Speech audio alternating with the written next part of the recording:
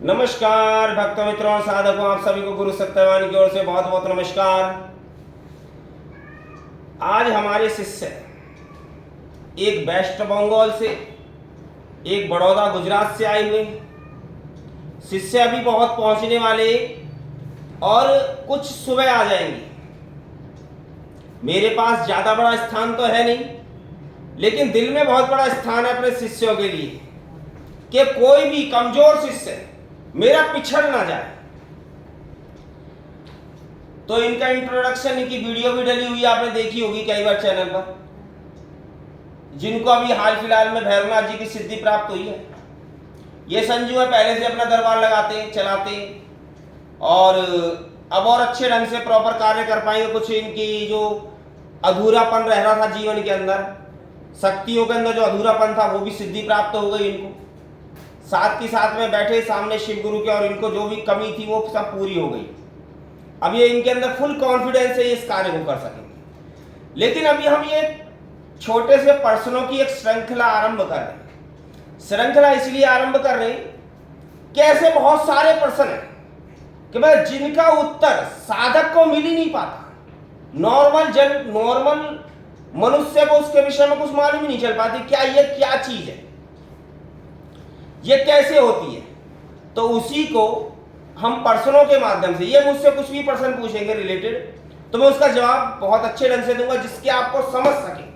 क्योंकि ये सब वीडियो बनाने का उद्देश्य सिर्फ आप लोगों का ज्ञानवर्धन हो, आप अंधविश्वास में ना फंसे और किसी माया जाल चक्रव्यूह के अंदर ना फंस जाए, इसलिए सब कुछ किया जा रहा है। तो अभी आरंभ करते हैं। आपका कोई प्रश्न है नरेंद्र जी, बताइए। हाँ, मेरा एक ये प्रश्न है कि जो माला जपते हैं तो उसमें मेरे 3 प्रश्न हैं। एक तो माला जो जपते हैं वो गौमुख में डाल के जपनी चाहिए या फिर बाहर रख के जपनी चाहिए या फिर यहाँ अपने सीने से लगा के जपनी चाहिए। और दूसरा एक प्रश्न है कि माला मुंह से हम बोल के जपनी चाहिए या फिर उसको मन में जपनी चाहिए, वो कैसी जपनी चाहिए, वो मुझे आप जरा विस्तार से बताएं। देखो, माला को एक, इसको मैं विस्तार से और ज्यादा विस्तार से समझाना चाहता हूं। माला है क्या? सबसे पहले तो माला समझनी होगी हमें। कौन सी माला? मन का जपना है।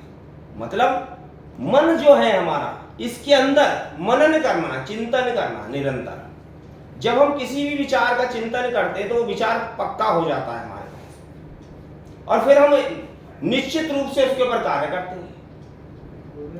लेकिन यहां पर प्रश्न बदल जाता है। प्रश्न ये उठता है कि गुरुजी आप कहते हो कि खुली माला से जाप करो, और बहुत सारे साधक, बहुत सारे गुरु लोग जो बड़े बड़े बैठे हो सब कहते हैं गोमुखी के अंदर करो जी। क्या हो जाएगा जी गोमुखी में नहीं करेंगे तो? भाई ये हो जाएगा कि आपकी जो ऊर्जा है, मंत्र की शक्ति है, उसको कौन चुरा लेगा? उसको चुरा लेंगे स्थान भैरव देव। और कहीं ज्यादा आगे बढ़े तो फिर क्या बोलते हैं? फिर बोलेंगे कि आपके जो इंद्र देवता हैं वो सारी ऊर्जा को हरण कर जाएंगे, खा जाएंगे बिल्कुल। क्योंकि ना तो भैरवनाथ जी के पास कोई काम नहीं है और इंद्र देवता को और कुछ काम ही नहीं है, सिर्फ आपके ऊपर ध्यान लगा के बैठे कि ये आदमी ने जप किया और मैंने इसका जप खाया। भाई प्रश्न का तो उत्तर यही है कि वो बहुत ज्यादा नजर रख रहे हैं। आप पूरे संसार में सबसे विशेष मनुष्य है और आपके ऊपर नजर रखी जा रही है, आपने जप किया और मैंने आपका जप खाया। यदि मैं खाना खाता हूं तो क्या पड़ोसी का पेट भरता है? नहीं। जब पड़ोसी का पेट नहीं भरता तो आपके जपने से आपका जप को कौन खा सकता है? कोई नहीं खा सकता। कोई नहीं खा सकता। लेकिन बात सिर्फ यहां पर ये आती है कि हमने छुपाई क्यों? भाई इसके अंदर रखी। बड़े लोग कहते हैं, गुरु लोग जो बने बैठे हुए हैं आज की डेट में, कहते हैं जी गोमुखी में रखो, नहीं तो तुम्हारा जप कोई चुरा लेगा। तो चुरा कैसे लेगा? जब हम किसी चोर को चुराने देंगे जब तो चुरा सके। और आपके पास 1 किलो सोना रखा है, अगर आपके पास में रिवॉल्वर रखी हुई है तो सोने को कोई उठाने की जल्दी से हिम्मत नहीं करेगा। और यदि आप ऐसे ही रख करके बैठ जाओ और चार तरफ से लोग आपको घेर ले तो आपको थप्पड़ थप्पड़ मार मुंह को सोने को ले जाए। तो ये सामर्थ्य तो आपके गुरु के अंदर होनी चाहिए कि आपके जप को कोई खा ना सके। अगर गुरु में ये सामर्थ्य नहीं है तो आप निरंतर जप करते रहो, गोमुखी में डाल के, सब कोई मतलब नहीं है उसका। क्यों? क्योंकि वो जो मंत्र है वो प्राणहीन मंत्र है। गुरु वही मंत्र देगा जो प्राण ऊर्जा से संपन्न है, जिसके अंदर प्राण है। जो मंत्र काम करेगा उसी मंत्र को आपको प्रदान करता है। फिर किसी देवी देवता के आपको जब को खा जाएगा तो वो कैसे खा जाएगा? वो तो गौमुखी में घुस के भी खा जाएगा, वहां पे भी हल्की फुल्की हवा तो जाती होगी। तो देवी देवताओं के लिए कहीं घुस जाना कोई बहुत बड़ी बात तो नहीं, क्योंकि वो तो सर्वशक्तिमान है। वो तो आप पूरे कपड़े से ढक लोगे फिर भी यहां से घुस जाएगा, वहां से भी घुस के खा जाएगा। तो जब खाना ही है तो जड़ना किस बात के? निरंतर जप करो, खुली माला से करो। किस बात के लिए? क्या तुम चोरी कर रहे हो? यदि आप चोरी करते तो छुपा करके करते हैं। क्या आप चोरी करते? नहीं। जब आप चोरी नहीं करते तो आपके रास्ते को रोकने वाला माइकल है कौन? अब ये भूमुखी में क्यों डाली? इसके पीछे हमारे पूर्वजों का कारण था कि जब हम जप करते थे कई बार हाथों से छटककर माला जमीन पर गिर जाती थी। जब जमीन पर गिर जाती फिर हमें दोबारा माला उठानी पड़ती, फिर क्या उसको माथे से लगा देते। तो इतना झंझट क्यों पालना? इसलिए गौमुखी में डाल दिया, गिरेगी तो उसी के अंदर गिरेगी, हाथ में ही रहेगी, वहीं से उठा के चले। सीधा सिस्टम है, इसको इतना लफड़ा बनाने की जरूरत नहीं। तो इसको इसीलिए लफड़ा बना दिया ताकि आप लोग उनकी बातों में उलझे रहे। फलाना भैरवनाथ जी खा जाएंगे, वो इंद्र देवता खा जाएंगे, उनको तो कोई और काम है नहीं, बस आपकी ये जप को ऊर्जा कोई खाता है। तो सारे प्रश्न लगभग मैंने पूरे कर दिए और इसका सिर्फ एक ही प्रश्न आपका रह रहा है कि गुरुजी हमें जप कैसे करना चाहिए? बोल बोल के करना चाहिए कि मन ही मन के अंदर करना चाहिए? सबसे पहले तो जब भी आप जप करेंगी तो वाचिका ही जप निकलेगा, जोर जोर से ही निकलेगा। सारे मंत्र जाप करने का एक ही मूल उद्देश्य है कि आपको शांत करना है, आपको शांत करना है। शांत करने के लिए पहले आप बहुत जोर से बहुत तेजी से दौड़ लगाएंगे। दौड़ लगाते लगाते आपको पता है थोड़े स्लो हो जाते हैं, दौड़ लगाते लगाते फिर थोड़ा ऐसे चलते हैं धीरे धीरे, फिर आगे जाकर के एकदम धीरे और धीरे, फिर और धीरे, फिर आप थक जाते हैं, फिर रुक जाते हैं, बैठ जाते हैं। यही जीवन का उद्देश्य है।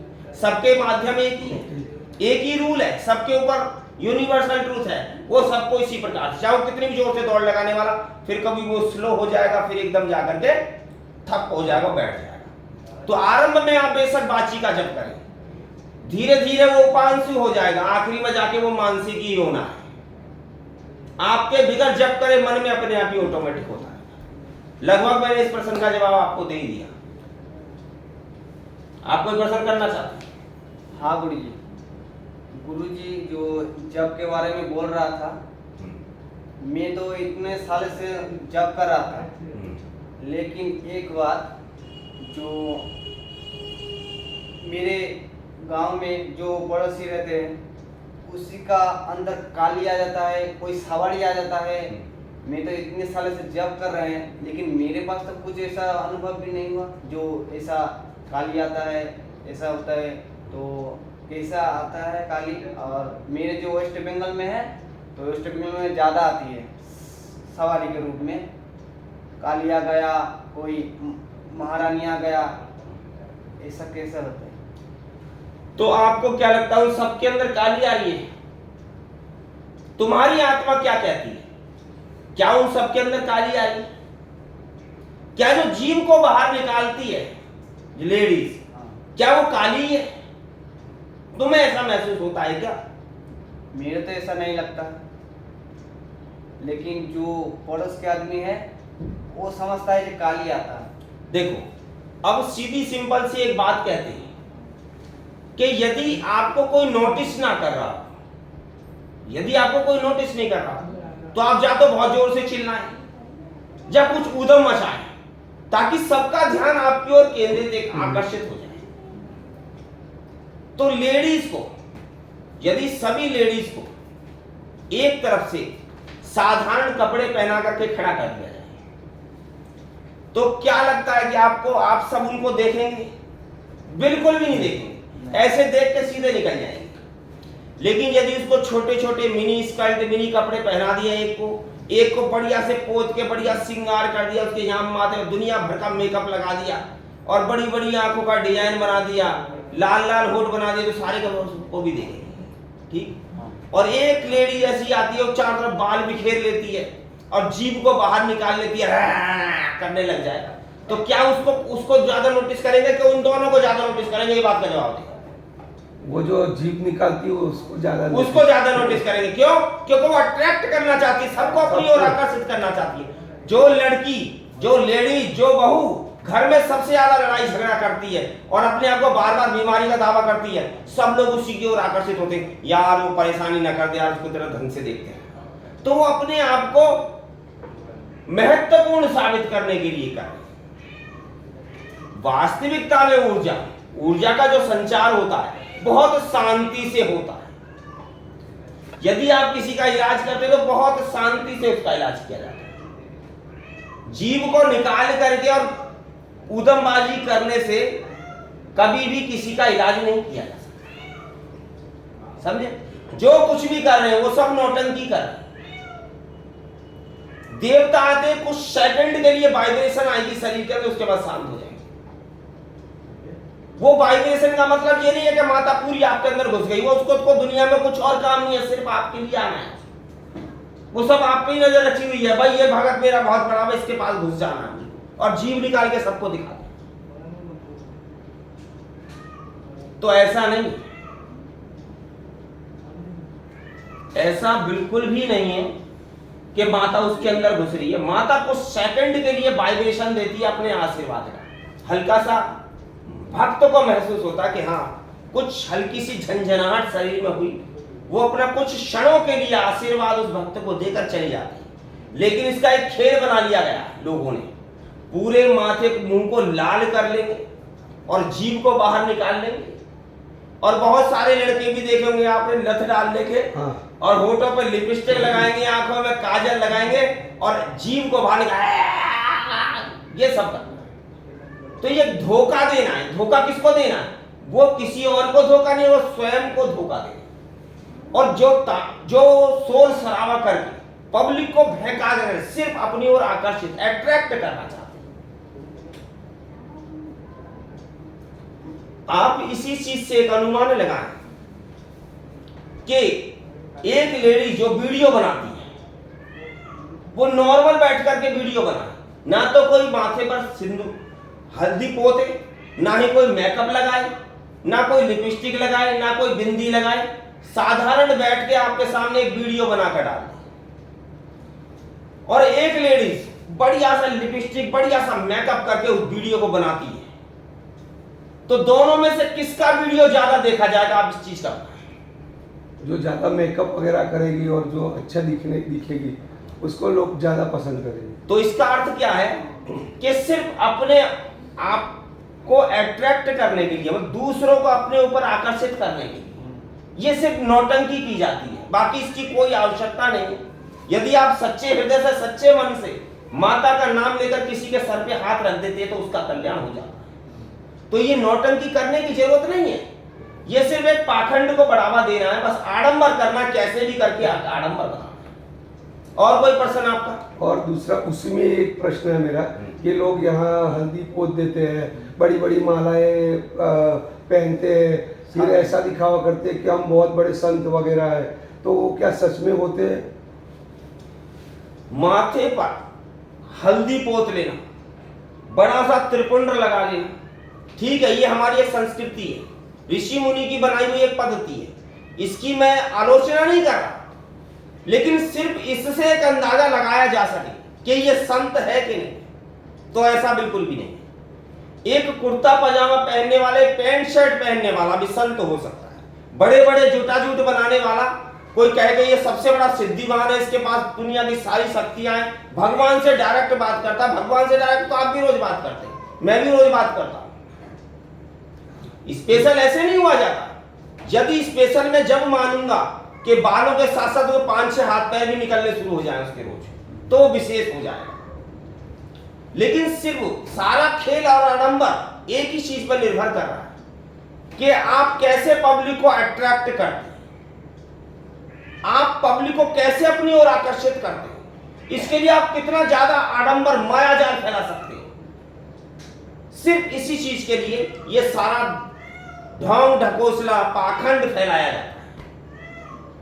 एक आदमी निकलता हुआ जाता है और 10-20 चेलों को वो पैसे दे करके रखता है और फिर कहता है कि मैं जब निकले करूं सुबह 3 बजे तो मेरे रास्ते पर फूल फेंके करो, क्यों? दुनिया में सबसे बड़ा वही बन करके आया। बाकी पृथ्वी पर किसी ने जन्म नहीं लिया, कोई देवी देवता आया सिर्फ उसके लिए, उसको देखने के लिए आया, बाकी और किसी को नहीं। बाकी संसार में कोई दूसरा है ही नहीं।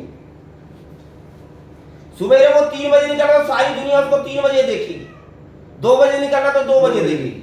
क्यों? क्योंकि भाई वो भगवान का एक स्पेशल बंदा है, उसके 5-6 हाथ पैर हैं। क्या वो आपकी हमारे तरह नॉर्मल नहीं है? क्या आप और जैसे भगवान से हम और आप बात करते, क्या वो नहीं करता?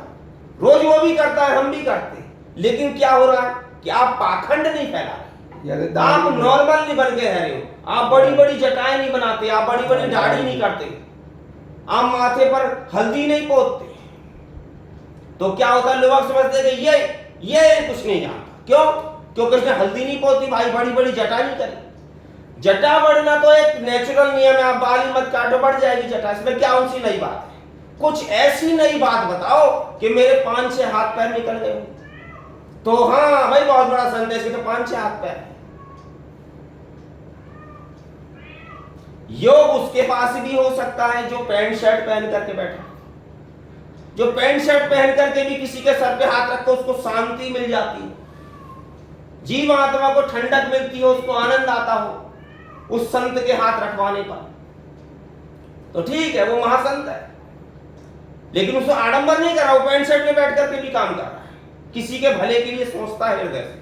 वही जो अपने हृदय से किसी के भले के कल्याण के लिए सोचता, वही संत है। यह आडंबर की आवश्यकता नहीं है। लेकिन कुछ विशेष परिस्थितियों में कभी कभी मन करता है, लगा लिया, अच्छी बात है जी, मेरा मन कर रहा था इसलिए मैंने लगा लिया, वो एक बात अलग है। लेकिन बोलो कि मैंने पूरे हल्दी पोत के रहता हूं, बड़ा सा त्रिपुंड बनाकर, बड़ी बड़ी जटाएं, मेरी जटाओं के वजन तो इतना ज्यादा है कि इसको उठाने के लिए 4 आदमी। भाई साहब, इतना लफड़ाई क्यों पालना है? इसी बाल को इतना बढ़ा देना किस बात के लिए कि 4 आदमी इसकी सेवा उठाने के लिए लग जाए?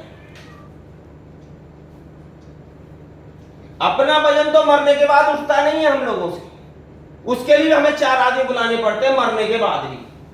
तो अभी जीते जी इतना बाल बढ़ा लिया तो उसको उठाने के लिए भी 4 आदमी चलते हैं। तो ऐसा नौटंकी करने किसके लिए? और धोखा देना किसको है? स्वयं को धोखा। स्वयं को किस बात के लिए धोखा देना? और एक प्रश्न मेरा ये है कि लोग घर में ही बैठ के अपने आप ही माला जप करते हैं या फिर भगवान की पूजा वगैरह करते हैं, तो क्या उनको दीक्षा लेनी चाहिए कि नहीं लेनी चाहिए? दीक्षा का महत्व क्या है? दीक्षा का मूल महत्व है कि आपको उस कॉस्मिक एनर्जी के साथ में जुड़ जाना। जिस काम को हमने कभी किया नहीं, क्या उस काम को हम प्रॉपरली कर पाएंगे? नहीं कर पाएंगे। लेकिन जो उस कार्य को प्रॉपरली करना जानता है और कर रहा है, यदि हम उसकी थोड़ी मदद लें तो क्या होगा, हम उस कार्य को सीख सकते हैं करने के कि ये इस रास्ते पर किस प्रकार से जाया जाता है। तो दीक्षा का मुख्य उद्देश्य है कि जो गुरु इस रास्ते पर चल रहा है और उसने जो भी ऊर्जा इकट्ठी एकत्रित की, जब हम उससे जुड़ते हैं तो उसके साथ में उसकी ऊर्जा जुड़ जाती है और वह ज्ञान उसके अंदर भीतर बहुत आसानी से स्वतः ही अंदर जाने लग जाता है, जिसके कारण से उसको ज्ञान की उत्पत्ति होती है और उस रास्ते पर चलने से उसको सभी प्रकार का सहयोग मिलता है, गुरु का सानिध्य मिलता है। कहीं पर भी वो अटकता है तो गुरु उसकी हर एक कदम पर मदद करता है कि अभी आपको ऐसा करना चाहिए, अभी आपको ऐसा करना चाहिए। इसलिए दीक्षा का महत्व है। मंत्र, जो उसको मंत्र विद्या दी जाती है, वह ऊर्जावान होती है, जिसके अंदर प्राण प्रतिष्ठित होते हैं, अर्थात प्राण होते हैं।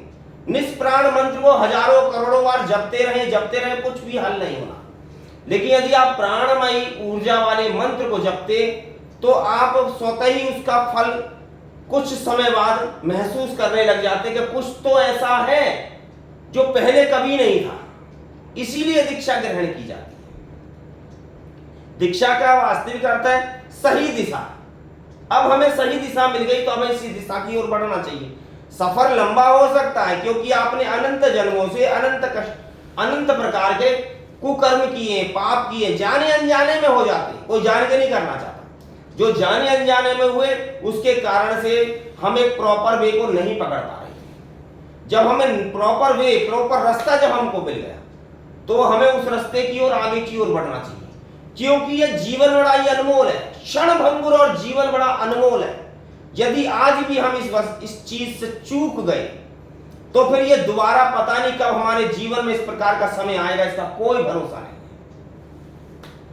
और एक प्रश्न मेरा ये है कि बहुत से ऐसे मैंने देखे साधु संत और बाकी सब जो लोग होते, बड़े बड़े जो संत लोग होते, वो सब उनके अनुयायी बनाने के लिए वो दीक्षा ग्रहण करवाते हैं। यानी ऐसे आश्रम वगैरह होते, उसमें बड़े बड़े पोस्टर बाहर लगते हैं कि भाई 1 तारीख को ये दीक्षा दी जाएगी, तो हजारों तादाद में लोग आते हैं, वहाँ दीक्षा लेते हैं, फिर वो घर पे चले जाते हैं, लेकिन उसका कोई उपयोग या ऐसा कुछ वो करते नहीं, सिर्फ वो अनुयायी बनाने के लिए वो सब रचते सब कुछ। तो वो सही है या गलत है? यानी उसमें गलत कौन हुए, जो ले रहे वो गलत हुई या जो दे रहे वो गलत हुई? देखो, एक तरीके से देखा जाए तो इसमें गलत कोई भी नहीं है। जैसी साधक की कैपेसिटी होगी उसको उसी प्रकार के लोग मिलेंगे। चोर की संगति हमेशा चोर से होती है, डाकू की संगति डाकू से होती है, डॉक्टर की संगति डॉक्टर से होती है, वकील की संगति वकील से होती है, अच्छे लोगों की संगति अच्छे लोगों से होती है और बुरे लोगों की संगति बुरे लोगों से होती है। इस बात तो नेचुरल है, यूनिवर्सल ट्रूथ है, ये तो किसी प्रकार से होता है। चुंबक अपने आप अपने जो उसकी जो मुख्य उपभोग की चीज है उसको आकर्षित कर ही लेती है अपनी ओर। तो इससे ये समझना चाहिए ना, इसमें दोनों में से कोई भी गलत नहीं है। जो दीक्षा दे रहा है, जो भी कोई व्यक्ति दीक्षा दे रहा है और जो भी व्यक्ति दीक्षा ले रहा है, वो उसी लेवल के हैं, वो अभी मोक्ष ज्ञान तक पहुंचने वाले व्यक्ति नहीं है। अभी वो धीरे धीरे अपनी भक्ति को जागृत करने के लिए एक छोटा सा कदम उठाते हैं, क्योंकि चुम्बक को खींच रही है। तो वो किसी भी रास्ते से, किसी भी माध्यम से, किसी गुरु से जुड़ रहे हैं, तो कुछ फल उनको वहां से मिलेगा और पढ़ाई वहीं खत्म नहीं हो जाएगी। जब तक ये जीव आत्मा हमारी मोक्ष गति को प्राप्त नहीं कर लेगी, जब तक इसी प्रकार से गुरुओं को बदलती रहेगी, निरंतर अभ्यास करती रहेगी, कभी भक्ति करेगी, कभी तपस्या करेगी, कभी दान करेगी, कभी पुण्य करेगी, तो इसी प्रकार से चलती रहेगी। एक दिन एक समय ऐसा आएगा जब जिस समय पर इसको सचमुच सदगुरु की प्राप्ति हो जाएगी। जब इसको सदगुरु की प्राप्ति हो जाएगी तो फिर ये अपनी मुक्ति का अर्थात मोक्ष का रास्ता ढूंढने लगेगी। अब मुक्ति और मोक्ष में दोनों अंतर हो गया। मुक्ति कैसे, कोई आदमी मरने के लिए तड़प रहा है तो उसको उसके लिए कुछ मंत्र जाप किया, कुछ विशेष कुछ साधन किया गया, तो वो उसको शरीर छूट गया आसान। तो शरीर से जो छूट रहा है वो तो है मुक्ति, और आत्मा बार बार आने जाने का सफर बंद हो जाए उसको कहते हैं मोक्ष। जब तक ये जीवात्मा मोक्ष को प्राप्त नहीं कर लेगी, ये इसी प्रकार से तड़पती रहेगी, इधर उधर गुरुओं को बदलती रहेगी, जब तक इसको प्रॉपर वे नहीं मिल जाएगा, जब इसी प्रकार से निरंतर चलती है।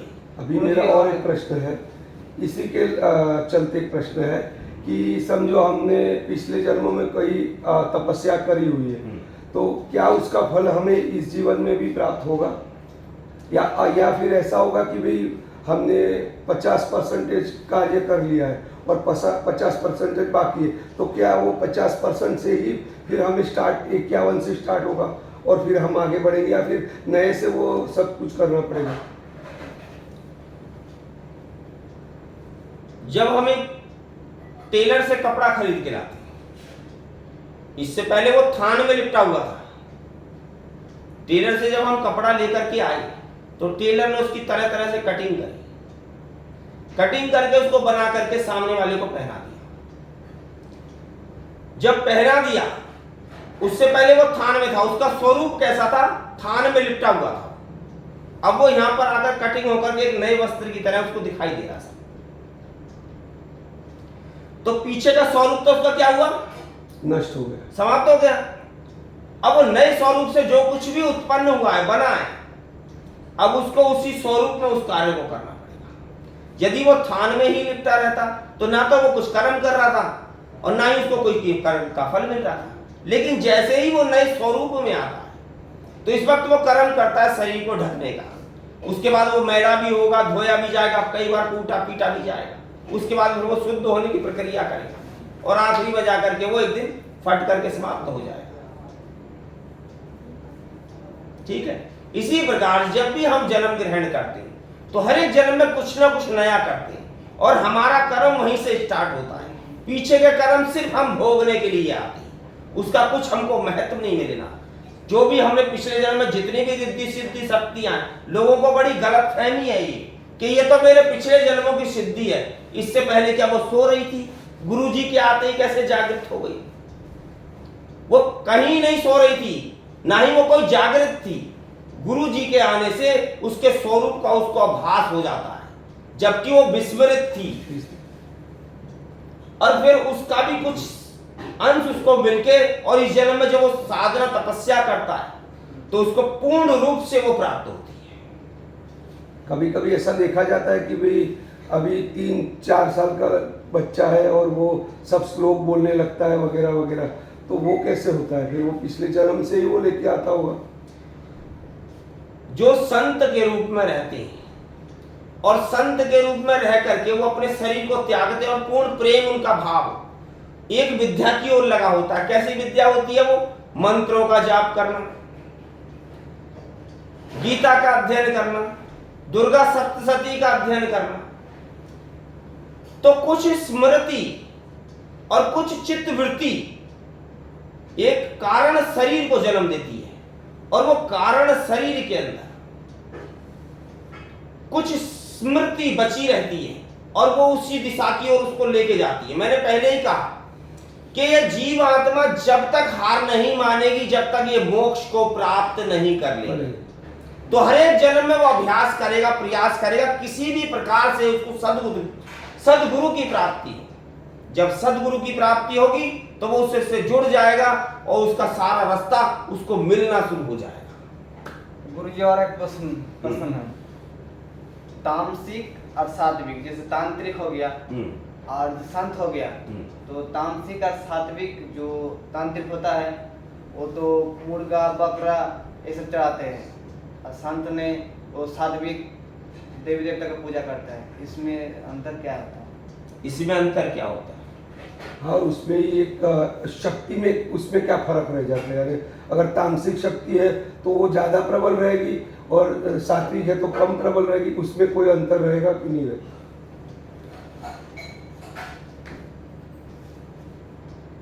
अब आप इसको इस उदाहरण से समझें कि एक एल्युमिनियम की वायर जा रही है और एक लोहे की वायर जा रही है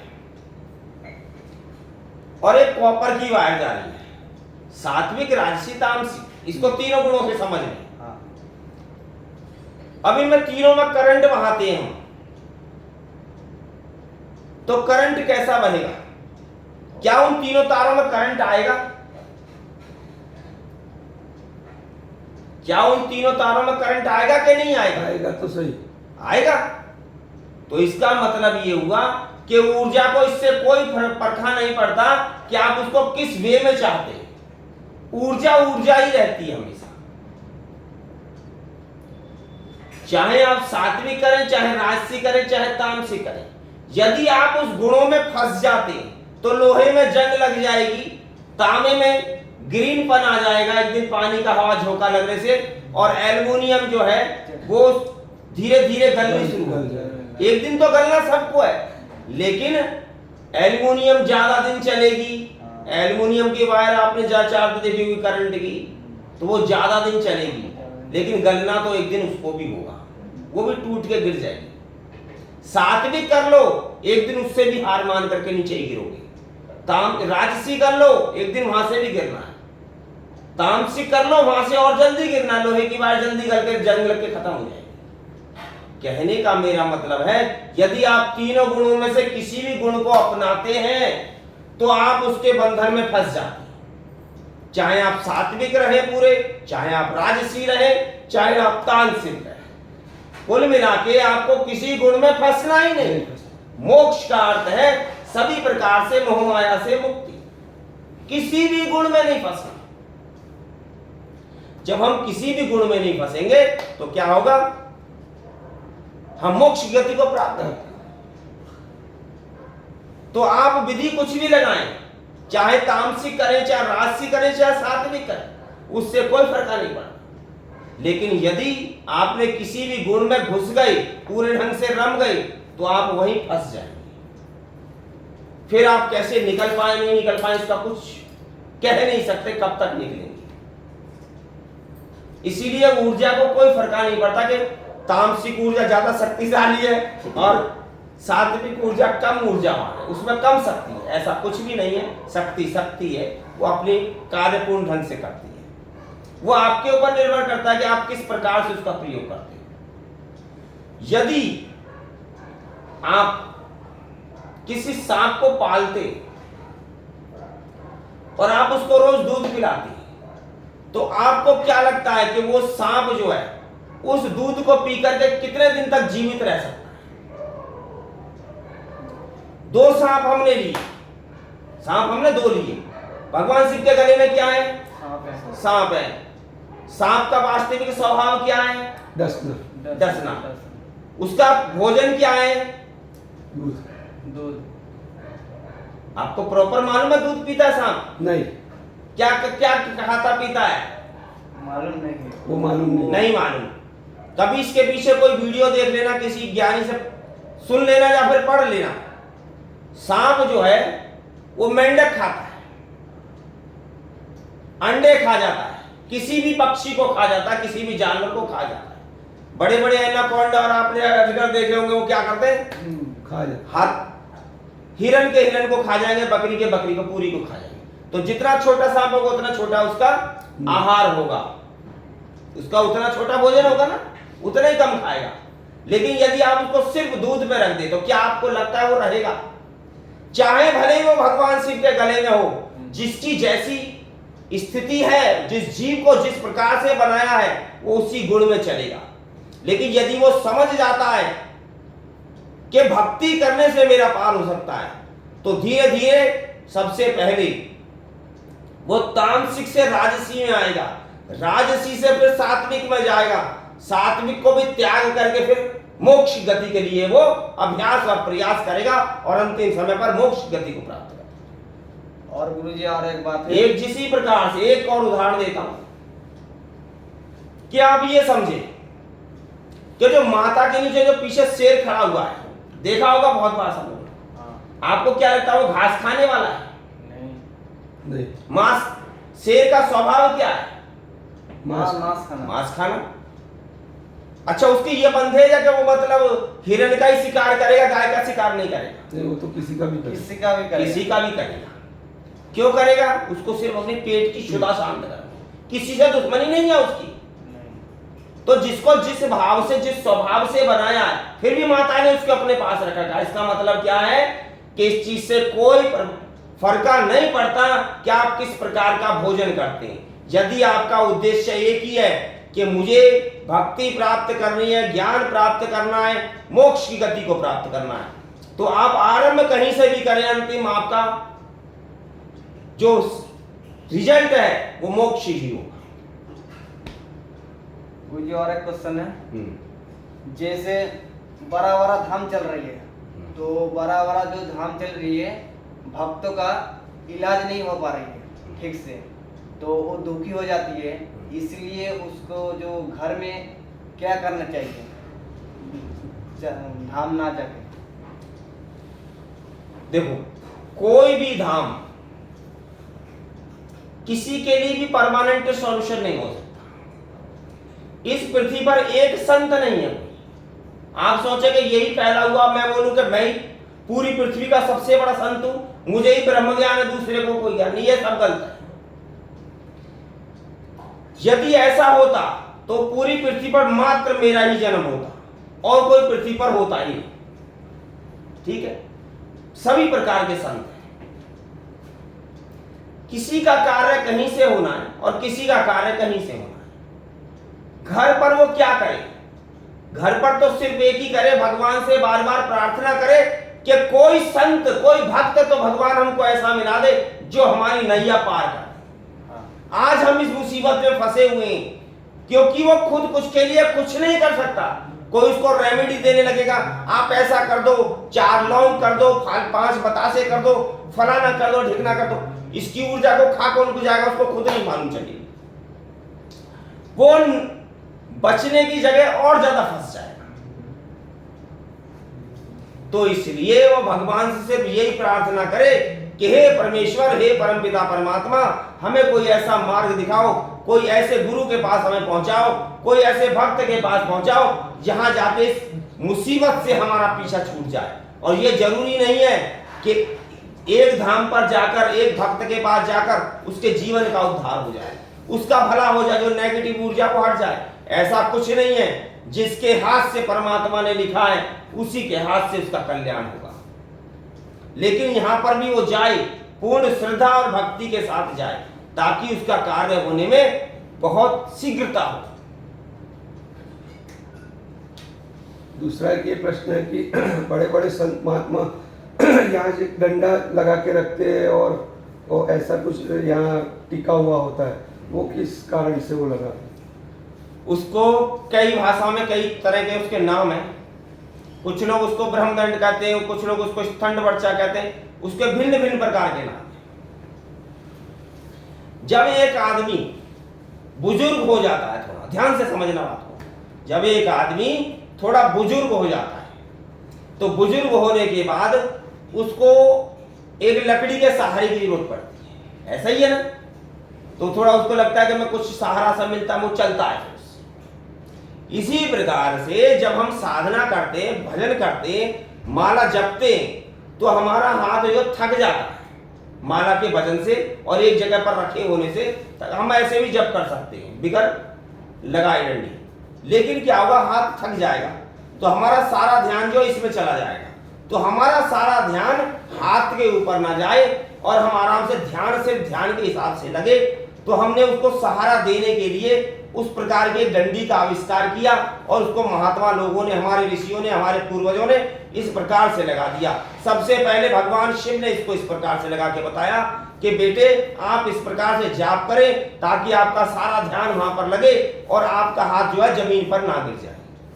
ये सिर्फ आपको सहारा देने के लिए है। इसमें कोई आप सोचे कि इसमें ये ऊर्जा निकल जाएगी, इससे फलाना हो जाएगा, हम बड़े संत बन जाएंगे, ऐसा कुछ भी नहीं। इसमें मैंने एक जगह ऐसा पढ़ा था कि जो हमारा स्वर होता है, यानी चंद्र नाड़ी और सूर्य नाड़ी जो चलती है, उसको पलटने के लिए इसका उपयोग होता है, ऐसा मैंने कहीं पे पढ़ा। अच्छा, इसको लगाया कहाँ जाता है? आप बार बार यहाँ पर इशारा कर रहे हैं। हाँ, मैंने ऐसा देखा है कई जगह पे, और फोटो में भी देखा है कई जगह पे। और एक यानी जो पत्रिका जैसा छपा हुआ था ना, ऐसा पैम्पलेट जैसा, उसमें भी वो ऐसा लिखा था कि ये स्वर बदलने के लिए वो। सबसे बड़ा योगी सृष्टि में है कौन? पूरी सृष्टि में आदि काल से अभी तक शिव, आदि योगी शिव, महादेव। तो कभी महादेव की फोटो देखना, ये देखना कि उन्होंने लगाया कहां पर है। सबसे पहले ये देखना किस महात्मा ने कहां रखकर, यहां रख के चल रहा है वो रास्ते में, तो गिरेगा इसलिए यहां रख के चल रहा है। वो ऐसे रख करके नहीं चल रहा, यहां पे लटका के नहीं चल रहा है। जब बैठते हैं भोलेनाथ तो सिर्फ यहां पर लगा करके जब करते हैं, यहां लगा के कभी नहीं देखा होगा आपने। कभी तस्वीर देख लेना, कोई सी भी फोटो उठा के देखो।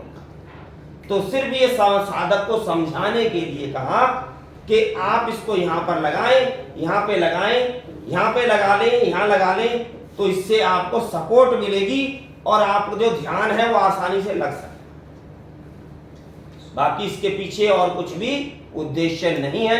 अभी हम इसी वार्तालाप को यहीं पर विश्राम देते हैं। अभी हम फिर कभी भविष्य में मिले आपसे तो बाकी प्रश्नों का जवाब देंगे। बाकी तो मैं रोज ही सबके प्रश्नों का जवाब देता रहता हूं आप लोगों को। नमः शिवाय। शिव गुरु की सदा ही जय हो, सदा ही जय हो, सदा ही।